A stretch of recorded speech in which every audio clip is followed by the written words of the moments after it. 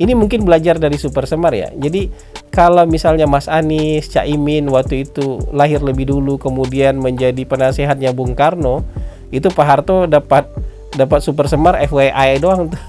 Just for your information, ini ada surat Super Semar tapi saya simpan lagi. Kalau Anda macam-macam, saya keluarkan ini.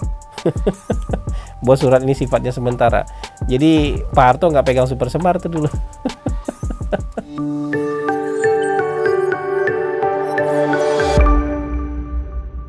Assalamualaikum warahmatullahi wabarakatuh. Kita berjumpa lagi dalam siaran mikrofon Hasan Nasbi.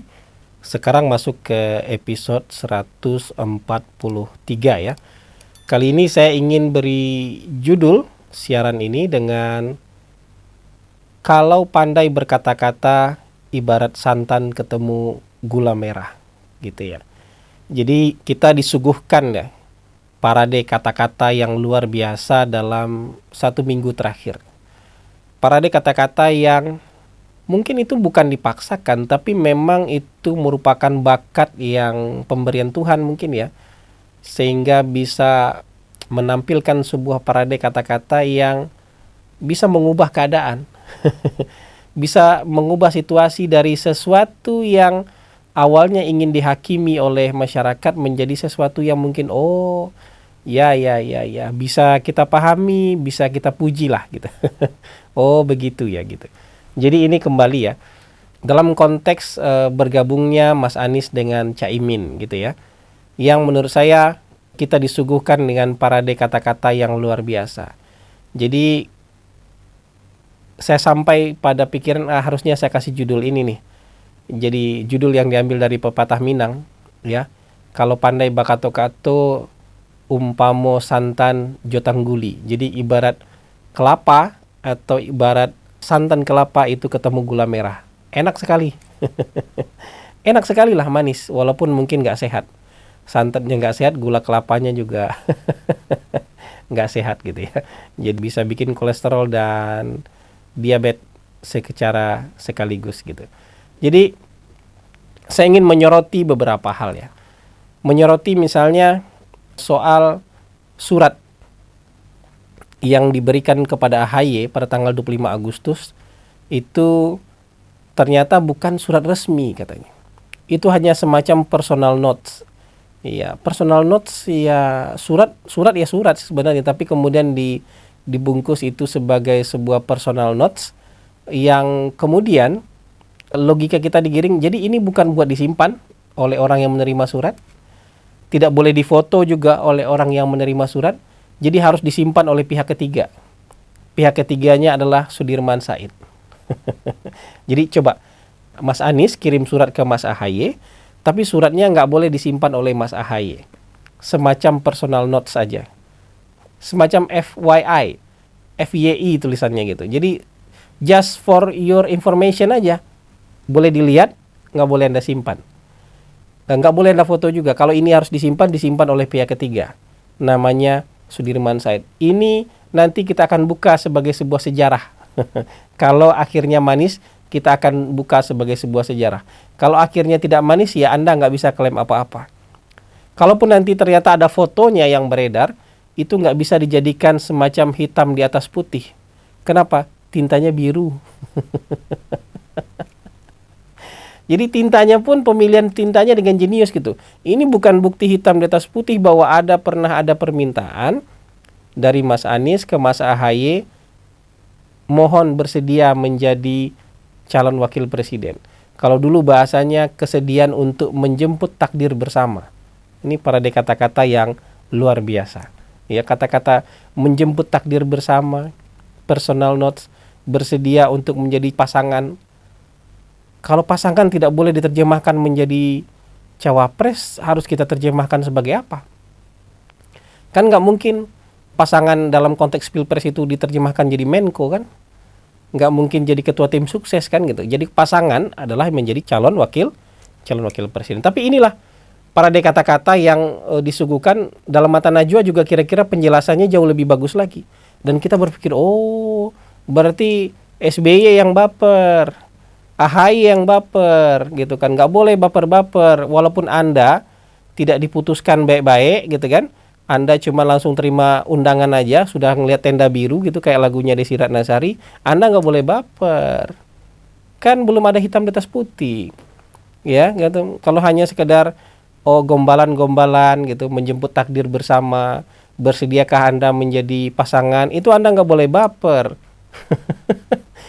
Keren kan cara memutar balikan kata-katanya, keren sekali menurut saya. Sehingga yang hari ini dibully adalah Partai Demokrat, SBY dan AHY. Seolah-olah mereka nggak berhak sakit hati.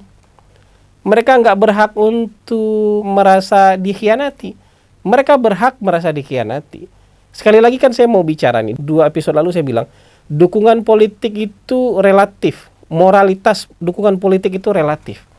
Bukan soal baik dan buruk, soal benar dan salah. Tapi kalau merasa dikhianati wajar lah. Merasa buffer, sakit hati wajar lah. Masa nggak boleh gitu.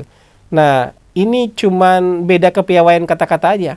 Kelompok Mas Anies lebih piawai memparadekan kata-kata dibandingkan Pak SBY, AHY, dan Partai Demokrat. Gitu. Jadi seolah-olah yang benar yang canggih parade kata-katanya. Mas AHY dan Pak SBY jadi tersudutkan karena kurang canggih kata-katanya. Mungkin karena masih memakai gaya tahun 2004, gaya tahun 2009 yang hari ini, gaya itu nggak dipakai orang lagi. Gaya terzolimi, gaya itu harusnya sudah nggak itu lagi yang dipakai gitu. Jadi mungkin harus pakai dengan gaya kekinian. Mungkin pakai dengan gaya tersakiti tapi tertawa gitu kan. Menertawakan sebuah kejadian perih yang kita alami, tapi kemudian kita mencoba untuk menata hidup berikutnya gitu. Jadi mungkin itu yang perlu diperhatikan. Dalam Mata Najwa juga saya lihat itu ada penjelasan Caimin soal kudeta. Bukan saya mengkudeta Gus Dur. Saya ini yang dikudeta, kata Caimin. Saya yang dikudeta, bahkan saya disuruh mundur. Surat untuk pengunduran diri saya sudah disediakan oleh Gus Dur. Saya tanda tangani. Tapi kemudian Gus Dur bilang, oke, surat ini saya terima tapi Anda yang simpan. Ini kocak lagi nih. Surat pengunduran diri saya sebagai ketua umum, saya simpan sendiri. Jadi orang yang meminta saya mundur nggak punya bukti apa-apa dong. Nggak ada. Saya mundur di mana? Nggak ada. Surat pengunduran diri itu saya yang simpan kok. Gitu. Ini parade kata-katanya luar biasa. Ini mungkin belajar dari Super Semar ya. Jadi kalau misalnya Mas Anies, Caimin waktu itu lahir lebih dulu kemudian menjadi penasehatnya Bung Karno, itu Pak Harto dapat Super Semar FYI doang. Just for your information, ini ada surat Super Semar tapi saya simpan lagi. Kalau Anda macam-macam, saya keluarkan ini. Bahwa surat ini sifatnya sementara. Jadi Pak Harto nggak pegang Super Semar tuh dulu. Cuman FYI doang, jadi nggak punya kekuatan bisa ditarik lagi oleh Bung Karno. Jadi mungkin belajar dari Super Semar itu. Jadi surat diperlihatkan saja, tidak diberikan kepada orang yang berhak memegang surat itu. Termasuk surat pengunduran diri Caimin.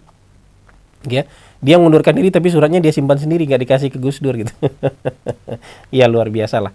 Parade kata-kata ini memang bikin enak buat didengar. Ya, tapi memang mungkin kita harus ke depan itu mungkin cabangnya ada 2. Apakah kemudian masyarakat menjadikan parade kata-kata ini, ya, kepintaran berkata-kata ini sebagai panutan, ya, sehingga mereka juga berlaku hal yang sama.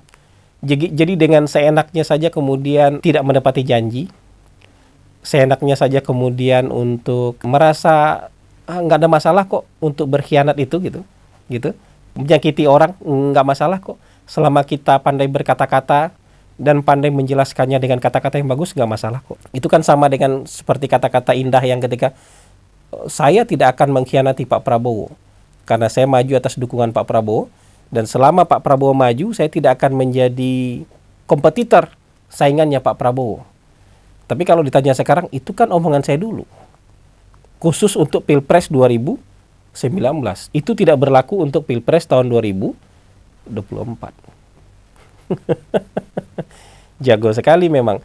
Tapi masyarakat akan melihat itu sebagai sebuah contoh, atau masyarakat kemudian melihat itu sebagai sebuah bullshit dan tidak percaya lagi sama sekali sama apapun yang dikatakan oleh para politikus.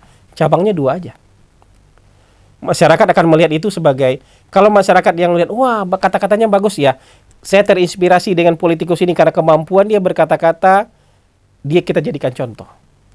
Dan kemudian masyarakat juga melakukan hal yang sama di dunia kehidupan yang biasa dengan meniru kata-kata itu. Ngutang nggak mau bayar, janji nggak mau dipenuhi, ya kan? Menipu orang dengan kata-kata yang indah, gitu kan? Bisa jadi seperti itu, dijadikan contoh dan rujukan oleh masyarakat. Atau iya, masyarakat menganggap itu bullshit sama sekali. Jadi siapapun politikus, mau dia ngomong benar, mau dia ngomong salah, masyarakat nggak percaya lagi. Karena sulit membedakan mana omongan yang benar, mana omongan yang salah. Pokoknya asal keluar dari politikus, kita anggap bullshit. Repot masyarakat. Jadi menurut saya sebaiknya memang kasih contoh itu yang benar. Ya, kasih contoh itu yang baik. Bukan soal kebenaran, tapi ini kan akan jadi pola dan rujukan masyarakat. Ini akan jadi kepercayaan masyarakat. Bukan baik dan buruk nih, bukan mana yang iblis dan malaikat nih, tapi ini akan jadi model oleh masyarakat nih. Kalau itu dianggap benar, masyarakat akan meniru model itu. Kalau itu dianggap salah oleh masyarakat, semua omongan politikus. Masalahnya omongan yang benar pun nanti tidak dipercaya oleh masyarakat. Kang tipu nih, ngomongannya aja bagus nih. Tapi lagi nipu kita kan nih. Semuanya akan curiga. Jadi nggak ada yang baik buat masyarakat jadinya kan gitu. Ya ini maksud saya harus hati-hati kita dalam mengelola opini. Harus hati-hati kita dalam mengelola penyampaian kebenaran. Gitu. Ini satu lagi ujian nih. Ini mungkin sekarang lagi dituliskan nih. Apa alasan yang bagusnya? Apa kata-kata mutiaranya? Apa argumentasinya? Apa parade kata-katanya? Kalau betul Mas Ridwan Kamil menjadi wakilnya Ganjar Pranowo, harus dimulai dari sekarang nih merumuskan kata-kata yang baik dan benarnya. Harus dimulai dari sekarang nih merumuskan parade kata-katanya. Harus dimulai dari sekarang ini untuk merumuskan kata-kata mutiaranya sehingga bisa dianggap benar oleh masyarakat. Kenapa? Kan Mas RK baru awal tahun ini menjadi kader Partai Golkar. Baru menjadi wakil ketua umum Golkar belum setahun. Tapi posisinya langsung wakil ketua umum Golkar. Kalau Partai Golkarnya sekarang ada bersama Pak Prabowo, sementara Kang Emilnya tiba-tiba bersedia menjadi wakilnya Ganjar Pranowo, itu kan harus dirumuskan argumentasinya yang bagus. Nah, gitu. Nah, nanti tinggal kita lihat aja apakah argumentasinya secanggih Mas Anies, apakah parade kata-katanya secanggih Caimin, kita lihat nanti. Apakah masyarakat percaya atau enggak, kita lihat nanti. Kan gitu. Tapi menurut saya ya kita ini nih mulai harus melihat satu persatu nih parade kata-kata ini. Apakah ini sesuatu yang benar, artinya jujur, atau ini hanya sekedar buat ngebullshit aja? Apakah ini patut dijadikan contoh, ataukah ini harus dicurigai dan ditolak? Jadi masyarakat akan belajar nanti nih dari parade kata-kata itu. Jadi tema saya kali ini ya, pandai berkata-kata ibarat santan ketemu gula merah. Enak, manis, tapi kalau banyak-banyak itu bisa menyebabkan kolesterol tinggi, bisa menyebabkan diabetes. Mungkin itu saja ya yang bisa kita bahas kali ini. Semoga bisa jadi bahan diskusi lanjutan buat masyarakat. Semoga juga politik kita ke depan itu memang lebih bermartabat, lebih baik, ya, lebih jujur, gitu ya. Sehingga demokrasi kita memang demokrasi yang meningkat, ya. Sehingga yang terpilih pun nantinya memang yang terbaik di antara yang baik-baik ini, gitu. Kalau Fran Magnis bilang untuk mencegah orang terburuk yang berkuasa, saya tuh lebih optimis. Saya ingin orang yang terpilih itu adalah orang yang terbaik di antara yang baik-baik. Terima kasih. Wabillahi taufik wal hidayah. Wallahu muwafiq ila aqwamit thoriq. Wassalamualaikum warahmatullahi wabarakatuh.